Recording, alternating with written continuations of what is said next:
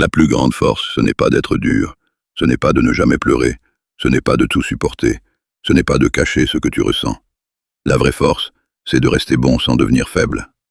Je suis Papy Mouzeau, j'ai 85 ans. Dans mon village, j'ai vu des hommes solides comme des rochers. Ils travaillaient dehors, ils parlaient peu, ils ne se plaignaient jamais. Mais beaucoup étaient cassés à l'intérieur. Parce qu'on leur avait appris une mauvaise leçon. Un homme fort ne montre rien. Alors ils ont tout gardé. La colère, la fatigue, les regrets, les mots qu'ils n'ont jamais dits. Et avec les années, leur cœur est devenu dur. Tu pouvais le voir. Certains entraient dans une pièce et tout devenait froid. D'autres avaient souffert autant, mais leur présence apaisait. Pourquoi? Parce que la souffrance ne rend pas sage toute seule. Elle rend amère si tu ne l'écoutes pas. Elle rend profond si tu l'acceptes. C'est ça que les gens ne comprennent pas. Être fort, ce n'est pas devenir insensible. C'est ressentir, comprendre, puis choisir de ne pas transmettre ta douleur aux autres.